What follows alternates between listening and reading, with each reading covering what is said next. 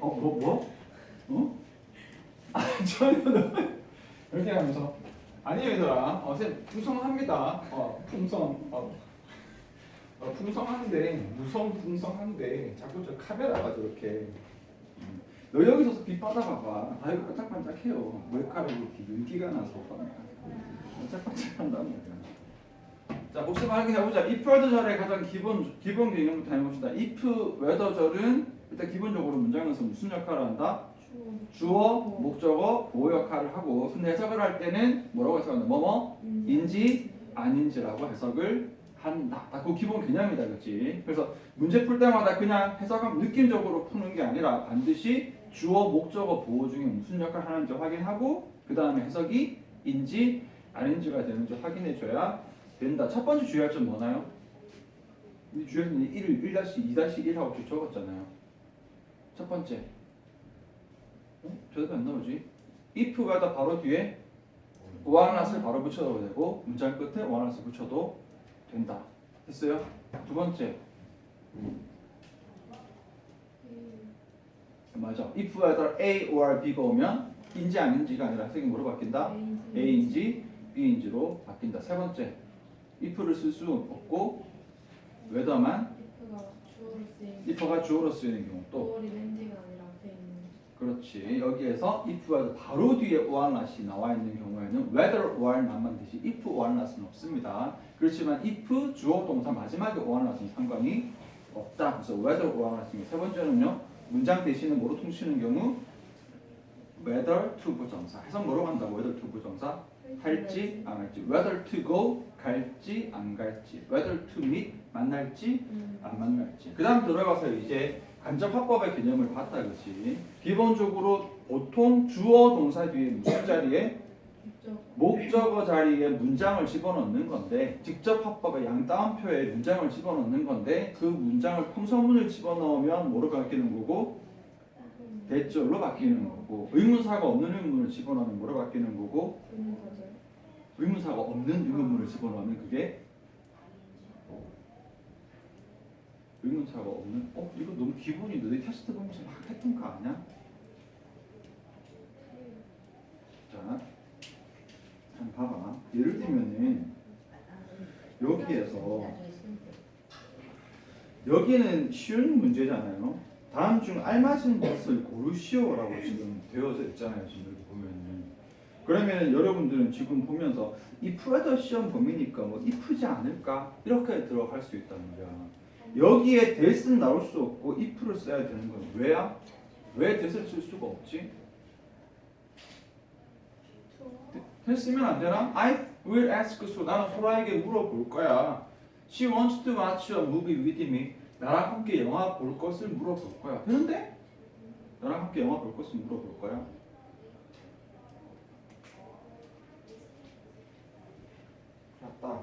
그렇다. 여러분 내신 시험 맞추려고 지금 하는 게 다가 아니야.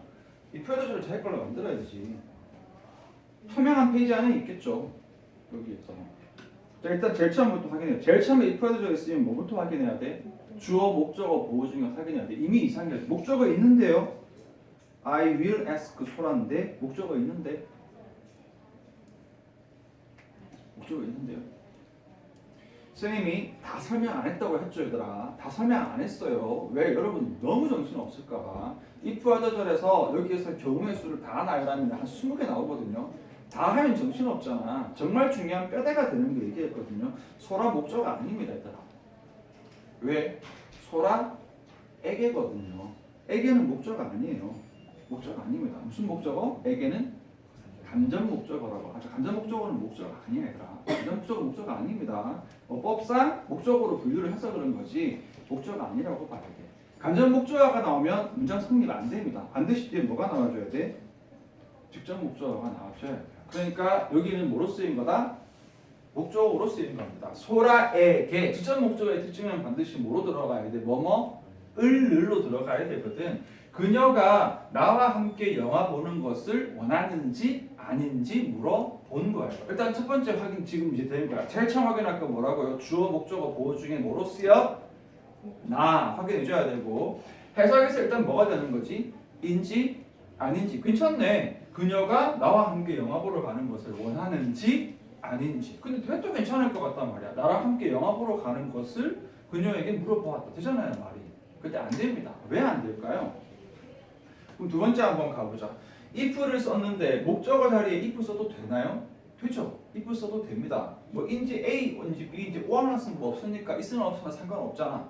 오한라스는 이해되고 있어요? 오한라스는 있으나 없으나 상관없다. 두 번째 A or B는 아니니까 A인지 B인지도 신경 안 써도 된다. 목적어 자리이기 때문에 if를 써도 되잖아요, 그렇지? 주어인 경우 아니고 뭐 아까 말한 것처럼 뭐 특별한 경우 아니니까. 마지막 합박할 때 쓰면 뭐 정리했었지? 문장을 가져올 때 평서문을 가져올 때는 대절로 가고 이게 대절 자체가 뭘 가져오는 거야? 평서문을 가져오는 거예요. if 워드는 뭘 가져온 거야?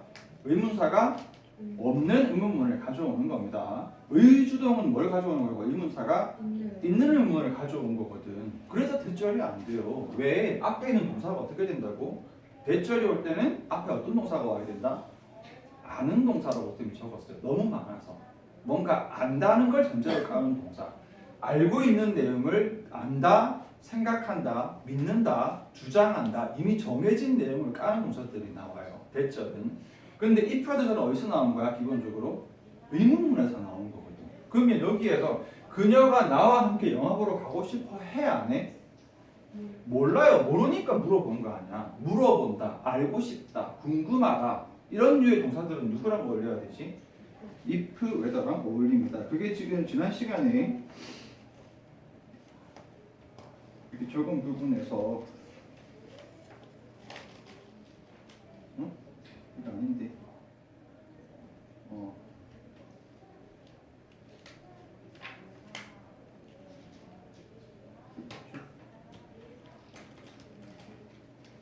여기서 지난 시간에 했던 거 보면은 앞에 있었던 거 쭉 하고 나서 여기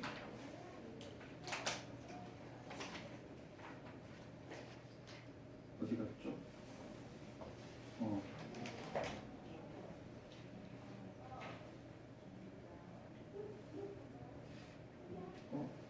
왜 안 적혀 있지? 너희 픽이 이거 맞니?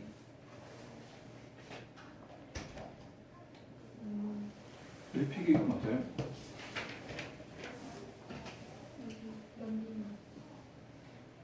이거 너희 거 맞아요?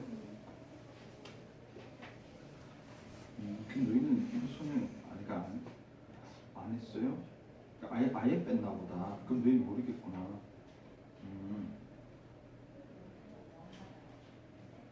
그럼 이건 아예 모르겠네. 여기 추가되는 내용은 여러분들은 내가 아예 빼버렸나 봐요. 그거 조금 잘 안 물어보는 좀 어려운 거라.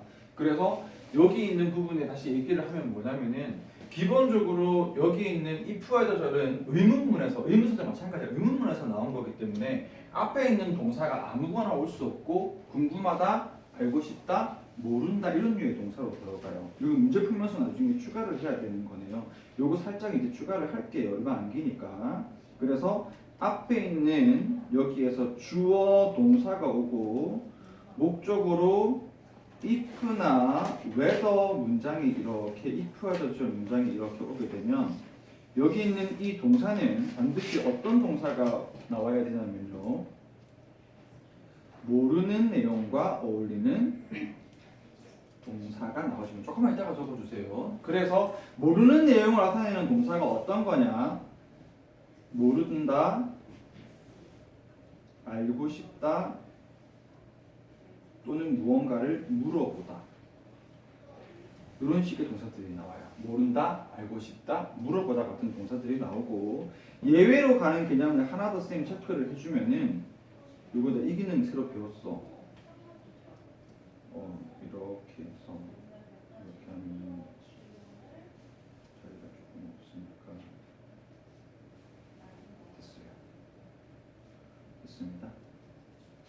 여기에서 주어 동사 다음에 대절이 이렇게 올 수 있는데 대절이 올 때는 여기 있는 동사는 어떤 내용이냐면 이거는 아는 내용. 글씨가 자리가 없어서 글씨 조금 막 쓸게요. 아는 내용을 나타내는 동사들이 이 글씨 엉망이지만 나중에 적어줘요. 여기는 안다, 믿는다, 생각한다 등등 이런 식으로 알고 있는 내용과 글씨 조금 너무 막 했는데 알아보겠어요? 지금 저 바로 잡으면 괜찮다. 그런 유의 동사가 온다. 이거 말고 또 더 있어요. 지금 다 안 집어넣는 겁니다. 그때 우리 들어갔을 때. 그래서 여러분 내가 말하는 거 뭐냐면은 여기에서 여러분들 어법 내용이 있을 때 이것들을 하나하나 다 알고 있어야 돼. 그래야서 시험에서 문제를 맞추는 거지. 안 그러면 1번은 아는데 2번 놓치면은 실수하고 이렇게 되거든요. 그러니까 지금 요거는 추가를 할게요. 이거는 쌤이 사장님 얘기했다고 생각했어요. 여러분들 다음 번에 했었던 거야. 요건 추가로 좀 적어줍시다. 5번에.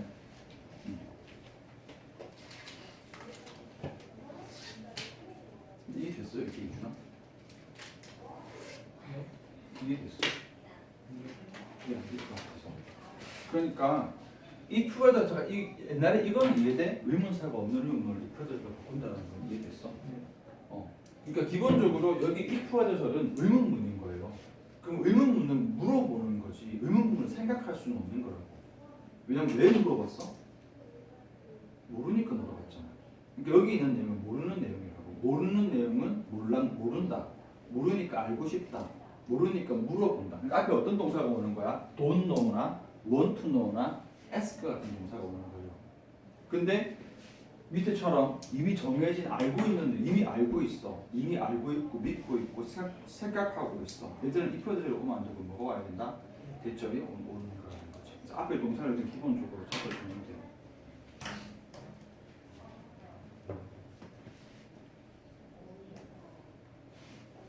있어요. 이 표제절이 제일 구질구질한 법이라고 없진 얘기했죠. 여기는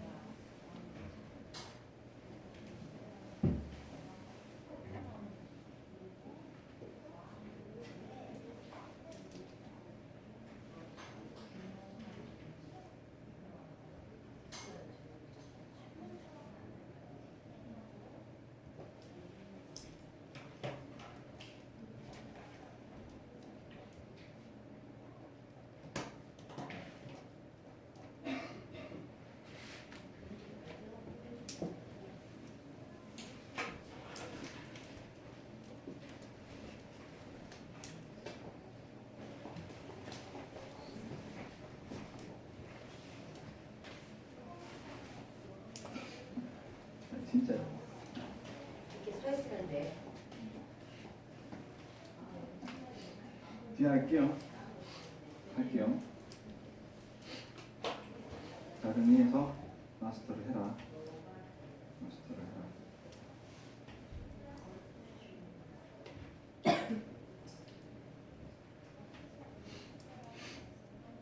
자, 오늘 이제 들어갈 부분은 여러분 뒤에 이제 파트 2거든요. 뒤에 여기 페이지를 이렇게 넘겨보면 1과에 있는 두 번째 어법이 투부정사의 형용사적인 용법이고 투부정사의 형용사적인 용법은 앞에 if 어절보다는 훨씬 더 쉬운 어법입니다. 더 간단한 어법이에요. 간단한 어법인데 생각보다 여러분 실수를 많이 하기 때문에 좀 잘 들어줘야 되더라. 간단하다는 건 지금 3개나 적혀 있지만 아니에요, 여러분들아. 이 1번만 확실하게 알아도 돼. 중요해서. 여러분 형용사란 말이 무슨 말이야? 형용사란 말이 명사 수식입니다. 이제부터 같이 잡아준다. 형용사라는 말은 모든 영어 문법에서 형용사라는 말은 곧 뭐랑 같은 말이다? 명사 수식하고 똑같은 말이 되더라. 같은 말입니다. 같은 말이에요. 형용사전 용법이란 말 자체가 이미 뭐 한다는 뜻이야? 명사를 수식하는 용법이라는 소리다. 그런데 투부정사 형용사 용법은 요것만 따져주면 돼. 앞에서 수식을 했으면 좋겠는데 투부정사는 반드시 어디서 수식을 한다? 뒤에서 수식을 해요. 그게 끝이에요. 투부정사의 형용사전 용법이 뭐냐? 형용사 용법이니까 명사를 수식하는데 앞에서 수식하는 게 아니고 어디서 수식한다고? 뒤에서 수식을 한다고요. 여기 보면은 book to read인 건데 투부정사의 형용사전 용법 문제가 나오면 지금처럼 to read a book식으로 그냥 느낌대로 적어다가 실수하는 경우가 되게 많아. To read a book은 형용사전 용법이 아니에요. read a book, 책을 읽는다거든. 이거는 명사적인 용법이에요. 책을 읽는 것 하는 명사적인 용법이 되는 거고 어떻게 적어줘야 되지? 앞에 명사가 있고 to read가 뒤로 빠져야 돼. 뒤에 있어야지만 얘는 앞에 수식할 수 있어요. A book, to read가 무슨 책이다? 읽을 책이에요. To read a book 아니다. 얘들아, to read a book 아니에요. A book 명사가 어디 있고 앞에 있고 투부정사는 어디로 빠진다? 뒤로 갑니다. 내가 만날 친구 어떻게 될까? 시작. A friend to meet이 되는 거예요. A friend to meet. 그래야 만날 친구다. To meet a friend가 아니에요. To meet a friend는 친구를 만나는 것이 되어버려요. 다시 내가 볼 영화 어떻게 돼? 내가 볼 영화 시작. A movie to watch가 되는 거다. 생각보다 이게 왜 어렵냐면은 한국어랑 다르잖아요. 한국어는 만날 친구야, 친구 만날이야. 만날 친구잖아. 만날이 먼저 오잖아. 그렇지만 영어는 어떻게 되는 거지? 친구, a friend to meet. 친구 만날이에요. 친구 만날. 마찬가지로 읽을 책이잖아요. 한국어는 책 읽을이 아니잖아. 그렇지만 영어로는 뭐로 간다고? 책 읽을. 쌤이 강조할 때는 이유가 있다. 뒤에서예요. 이거 지금 여기 적어놓은 거 있지? 형태를 외쳤을 것 같아? 여기 이 어법 내용이 쌤이 압축하고 요것만 외우면 끝난다라는 거거든. 이것만 외우면 끝나요. 그런데 더 못 줄이는 거예요. 반드시 투부정사는 어디서? 뒤에서. 그리고 요거 무조건 하세요. 투부정사의 형용사전 용법은 괄호 안 묶잖아. 대충 눈으로 보고 풀잖아. 100% 틀립니다. 절대로 그렇게 풀면 안 돼. 반드시 뭐 해줘야 된다? 괄호를 묶어줘야 됩니다. 괄호 묶어주세요 얘들아. 뒤에서 괄호 묶고 뭐 해준다? 앞에 있는 명사를 수식. 다시 어디 있는 명사? 앞에 있는 명사를 수식을 합니다. 그래서 여기 형태 요겁니다. 명사 그리고 뒤에서 어떻게 되지? 괄호 묶고 앞에 있는 명사 수식. 다시 책 읽을입니다. To read a book이 아니라 읽을 책이 아니라 a book to read. 책 읽을로 들어가는 거다. 오케이 여기까지. 밑에 있는 2번은 덤 같은 거야. 덤. 근데 영어에서 형용사는 또 어디서 꾸며줘? 앞에서 꾸며주거든요. 또 짜증나는 게 예를 들어서 아름다운 귀여운 예쁘게 생긴 소녀가 있으면 이거 소녀가 재밌는 책이구나. 재밌는 책이 있으면은 a book interesting이 아니라 uninteresting book이잖아. 그러니까 영어의 원칙이 형용사는 앞에서 꾸며주는데 투부정사는 뒤에서 꾸며줍니다. 그래서 만약에 이 명사를 꾸며주는 다른 형용사가 있으면 얘 둘이 떨어져요. 여기처럼 그냥 오늘 밤 읽을 책은 a book to read tonight인데 오늘 밤 읽을 재미있는 책은 an interesting book to read tonight이야. 근데 한국어 잘 들어봐. 한국어는 이거 어떻게 되지? 오늘 밤 읽을 재미있는 책이잖아. 그럼 어떻게 실수 많이 한다? A book to read tonight interesting 또는 a book interesting to read tonight 식으로 막 이상하게 막 적는단 말이야. 영어는 짜증납니다. 형용사는 어디로 빠지고? 앞으로 빠지고 투부정사는 어디로 빠진다? 뒤로 빠진다. 한국어 해석할 때는 얘랑 둘이 어떻게 돼 있어? 붙어 있어요. 한국어로 해석할 때는. 그렇지만 영어로 쓸 때는 두 개를 뭐 해줘야 된다? 분리시켜줘야 됩니다. 그래서 다시 한번 해볼게요. 오늘 밤 그냥 읽을 책 형용사 없이 오늘 밤 읽을 책 시작. A book to read tonight입니다. 근데 오늘 밤 읽을 재미있는 책은 시작. An interesting book to read tonight. 여기 밑에 있는 것처럼 오늘 밤에 읽을 재미있는 책인데 오늘 밤에 읽을은 뒤로 빠지고 재미있는 어디로 앞으로 빠지는 거예요. 여기까지 또 오케이? 됐죠? 세 번째. 거기서 또 짜증나는 게 이게 관용적인 표현인데 총 9개예요. 사물은 어떻게 표현하냐면 something, anything, nothing. 해석 다 똑같아. 어떤 것이에요. something, anything, nothing, 어떤 것. 사람은 one 써도 되고 body 써도 됩니다. someone, anyone, no one. 누군가, 어떤 사람. somebody, anybody, nobody. 역시 똑같아요. 누군가, 어떤 사람이에요. 그래서 총 9개의 표현인데 이거 입에 조금 붙이게끔 조금 쭉 한번 해봅시다. 시작. something, anything, nothing. 속도 붙여야지 그거 외우고 시작. something, anything, nothing. 원 붙여 시작. someone, anyone, no one. body 붙이세요. 시작. somebody, anybody, nobody인데 얘는 형용사가 앞에 아니고 어디 있다? 또 뒤에 있어 짜증나게. 얘는 예외입니다. 영어로 새거 new something 아니에요. 원래 그래요. new 새거는 영어로 something new예요. 원래 이 표현들은 형용사가 뒤에 붙는 표현들이야. body 마찬가지예요. 되게 잘생긴 사람이면 handsome somebody가 아닙니다. somebody handsome입니다. I'm so really wanting somebody handsome. 뭐 이렇게 막 한단 말이야. 영화 같은데. 뭐 그런 거 있잖아. 외국 영화 보면 막 중고등학생들 막 학교에서 막 여자들 막 수다 떨면서 와우, so 할게요. 하여튼 그래서 얘들은 형용사가 뒤에 붙기 때문에 또 형용사 어디 빠진다? 또 뒤로 빠집니다. 오늘 밤에 읽을 재미있는 책은 book 앞에 interesting인데 이 book을 something으로 바꿔버리잖아. 그러면 interesting something이 아니라 I need something 다시 뭐라고? interesting 그 다음 마지막에 to read tonight까지 들어가는 거예요. 정리 들어갈게. 총 세 가지 유형이 있거든요.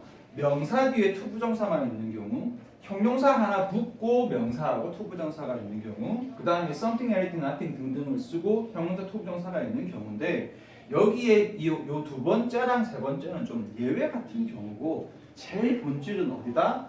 1번입니다. 제일 본질은 1번이고 to 부정사 명사수식의 제일 중요한 특징은 뭐라고? 반드시 어디에서 이거 좀 지겹을 것 같겠지만 이렇게 강조할게. 반드시 어디에서? 뒤에서 괄호 묶고 앞에 있는 명사 수식이다. 이게 제일 원칙이다. 그리고 형용사가 추가로 붙으면 이렇게 처리하고 something, anything, nothing, someone, anyone 같은 게 나오면 형용사, 투부정사로 처리하면 된다. 일단 앞에 있죠? 요거 별로 안 복잡하지. 앞에보다 훨씬 쉽죠. 두 번째 갑니다. 두 번째. 이거 끝이거든요. 앞에 있는 명사를 to 부정사가 이렇게 꾸며줄 수 있는 건데 이런 식으로 꾸며줄 때 여기 뒤에 필요한 경우에 전치사를 추가시켜주는 경우가 있어요. 근데 이 전치사를 붙는 이유가 되게 짜증나요. 어떻게 되면은 무조건 딱 붙이는 게 아니라 앞에 명사랑 뒤에 있는 동사의 의미적이니까 내용으로 연결성 필요하면 전치사를 추가한다라는 건데 그러면은 그때마다 내용으로 따져보고 필요한지 안 필요한지 따져본다라는 거잖아. 되게 안 쉽거든 우리 입장에서는. 칼처럼 딱 안 떨어지잖아요. 그래서 여기 아래에 있는 건 좀 외우세요. 여기 아래에 지금 몇 개 안 되죠. 한 7개 적었는데 이 7개가 전치사가 필요한 좀 약간 대표격인 경우라고 보면 되고 특히 자주 문제 나오는 대표격이라고 보면 되고 이 7개를 숙지를 하면 아 얘랑 비슷한 느낌으로 다른 데다가 추가를 하면 됩니다. 그러니까 요거를 왜 안 주냐면은 이 전치사가 필요한 경우는 무궁무진해요. 무궁무진하게 많은데 우리가 다 외우고 다 이해는 안 되고 간판급 대표격인 경우 몇 개를 외워주면 요걸 가지고 응용하면 되는 거거든. 자 한번 보자.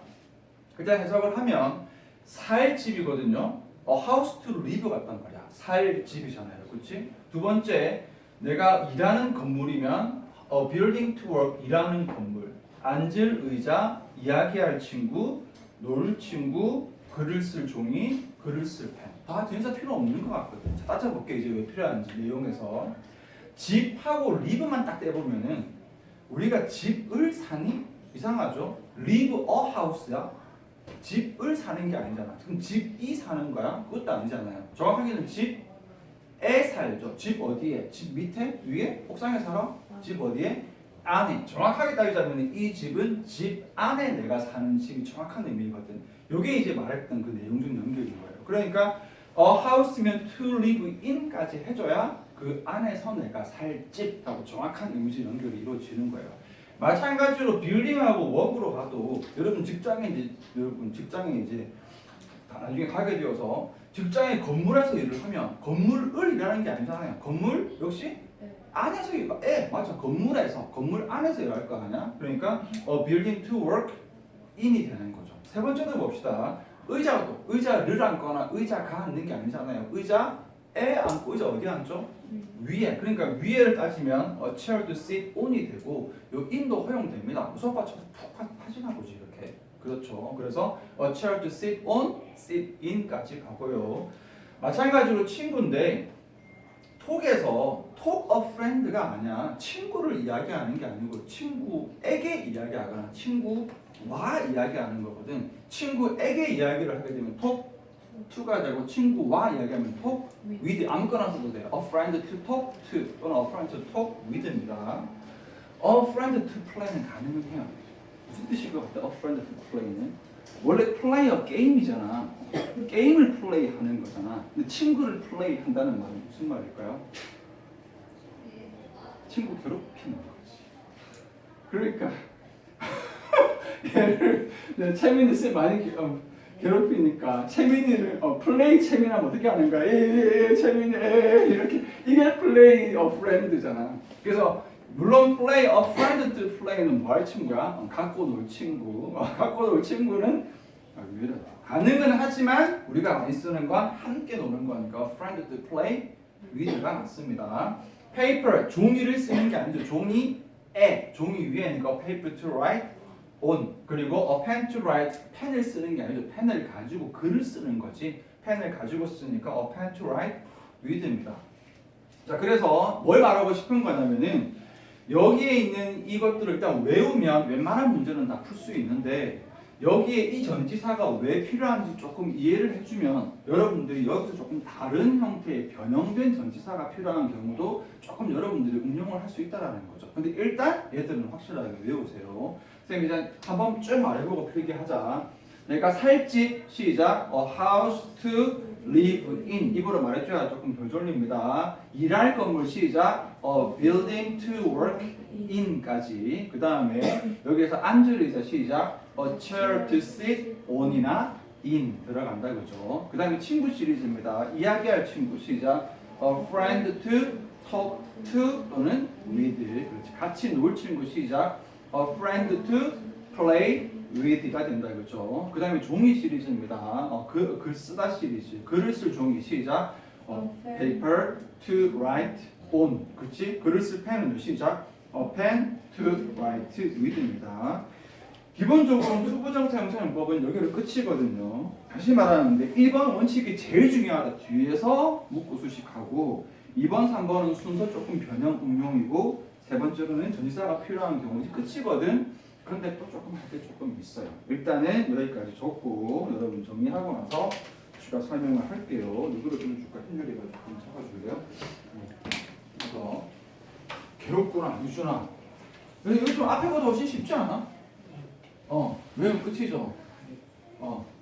아닌 것 같은데. 일단 외우세요. 조금 딱딱해 보여도 외워버리면 돼. 별거 없어요.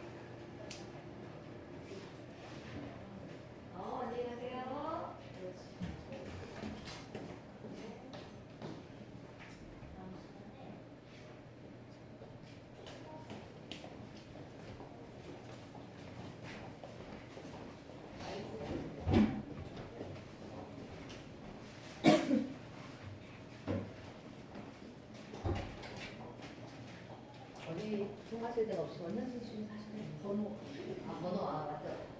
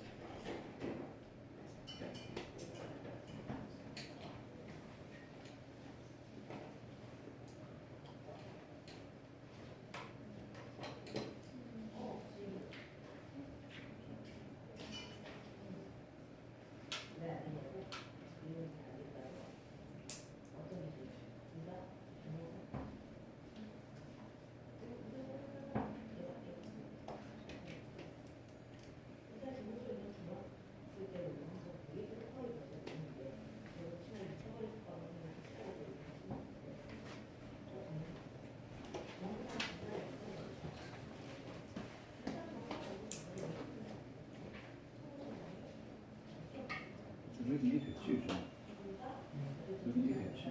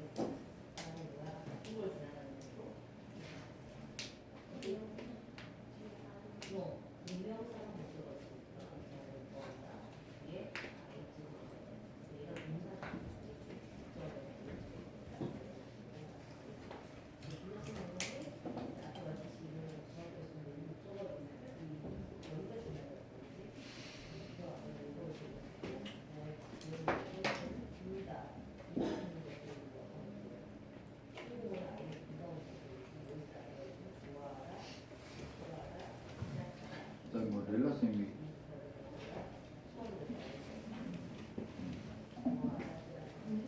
영원이하고 최민이하고 처음 하는데도 되게 잘한다고 뭐 칭찬을 막 하시더라고요.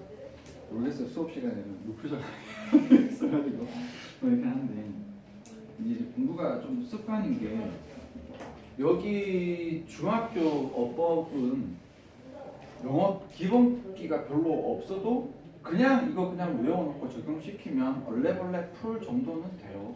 나중에 이게 아주 복잡한 내용이 아니기 때문에 지금 저는 투부정사에 대한 감이 너무 없어서 좀 어려워요. 어려운 듯 해도 그냥 여기서 한 것처럼 명사 찾고 뒤에 괄호 묶어서 해보면은 얼레벌레 풀 정도는 됩니다.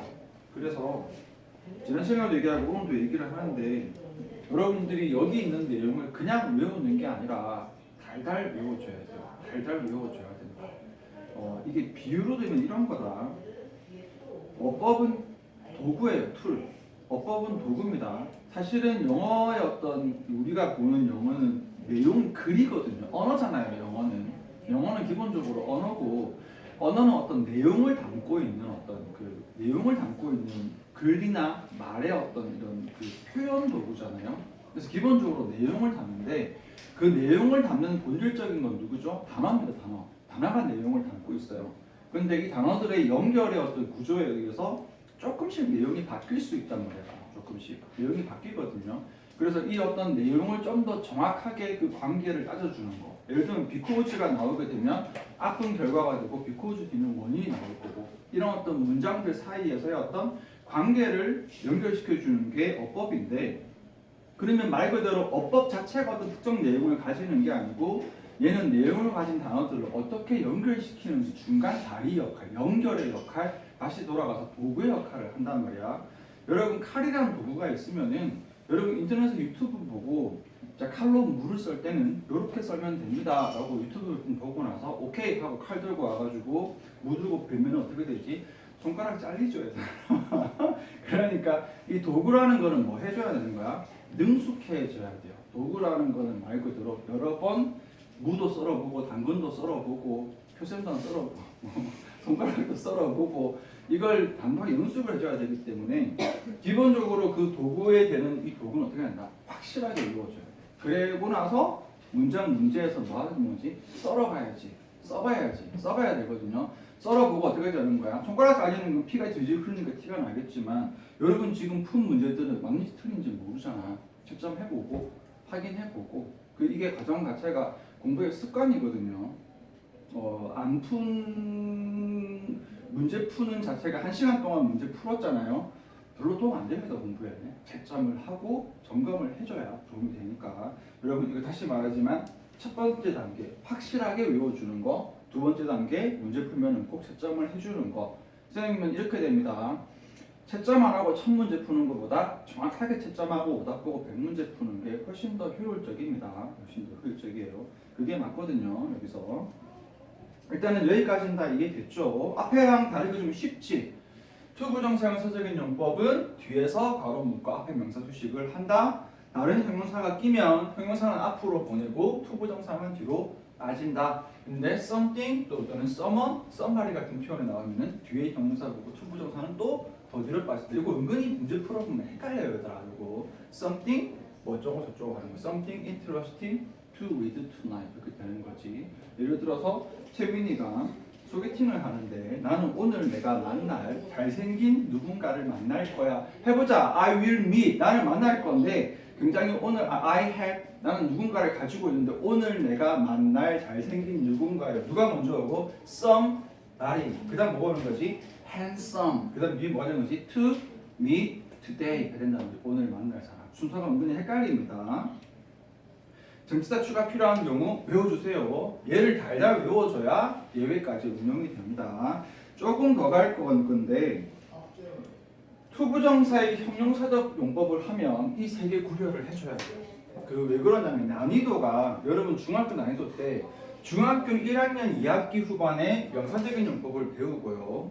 그리고 중학교 2학년 초반에 부사적인 용법을 배우고요. 그 다음에 형용사적 용법이 그 중에 좀 제일 어려운 편이라서 중학교 2학년 말에서 중3 초반에 형용사적 용법을 배웁니다. 그러니까 형용사적 용법은 이 학생이 명사적 용법하고 부사적인 용법을 이미 알고 있다는 전제를 깔고 배우는 거거든. 그래서 비교 표현하는 비교로 물어보는 문제가 잘 나오는데 이거 복잡하지 않거든요. 차근차근 보면 된다. 명사적인 용법 자체가 무슨 역할이야? 주어, 목적어, 보호 역할이거든. 그 문장에서 어떻게 찾냐? 쉽게 찾습니다. 항상 동사를 기준으로 동사 앞이 주어. 동사를 기준으로 일반 동사 뒷자리가 목적어. 여러분 중학교 중1 때 돌아간 것 같다, 그렇지? 여기 동사가 비동사 뒤면은 이게 보어입니다. 그러니까 동사를 기준으로 앞이 주어, 동사 뒤가 목적어, 보어니까 동사를 끼고 앞, 뒤 자리는 무슨 용법이 된다? 명사적인 용법, 해석은 뭐뭐 하는 것, 해석까지 첫 번째 것이 됩니다. 형용사적인 용법은 명사를 수식한다 그랬잖아. 아까 봤더니 명사 뒤에서 명사를 수식을 하는데 그 수식받는 명사가 주로 어디 있냐? 아까 봤잖아. 명사는 어디 있다고? 동사를 기준으로 앞에 주어거나 동사 뒤에 목적어라 그랬잖아.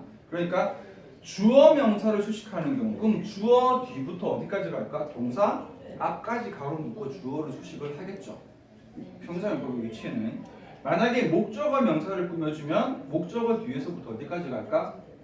끝까지 가겠죠. 그러니까 형용사용법의 위치는 어떻게 되는 거야? 주어, 동사, 목적어를 기준 삼았을 때 주어 뒤에서 주어를 꾸며주는 경우랑 목적어 뒤에서 목적어를 꾸며주는 경우 이렇게 두 가지로 볼 수 있겠다. 그렇지? 세 번, 이건 해석은 뭐로 간다고? 뭐뭐 할이라고 해석을 합니다. 세 번째, 부사적인 용법의 위치는 여기 있는 동사, 주어, 동사, 목적어를 기준으로 부사적인 용법은 추가 내용이 본질이기 때문에 주저를 건드리면 안 돼. 문장의 제일 앞으로 가거나 문장의 제일 끝으로 갑니다. 투부정사의 부사적인 용법은 해석이 많지만 그냥 하나만 알아두세요. 주로 뭘 많이 한다? 목적, 뭐뭐 하기 위해서. 그래서 투부정사가 문장의 제일 앞, 문장의 제일 끝에 있는 거죠. 이거 예문까지 더 복잡하게 안 들어가도 되겠지, 얘들아. 아마 대충은 알고 있을 거예요. 그래서 기본적으로 구별을 하는 방법이 두 가지인데 첫 번째로 편해요. 위치로 구별하는 게 생각보다 되게 편하다, 얘들아. 동사 바로 앞에 주어 있고 그 뒤에 동사 앞에는 형용사 이렇게 되는 거거든. 자, 정리를 한번 해볼게요. 그러면 문장이 이렇게 있으면 일단 문장에서 주어, 동사, 목적어를 찾을 거란 말이야. 주어보다 앞에 여기 투부정사가 있네. 투 어쩌고 저쩌고. 그럼 뭐가 될까? 부사적인 용법 뭐뭐 하기 위해서. 요 주어 자리에 들어가는 투부정사가 그러면 동사 앞에서 뭐뭐 하는 것이라고 명사절 용법이 될 것이고 주어는 따로 있어요.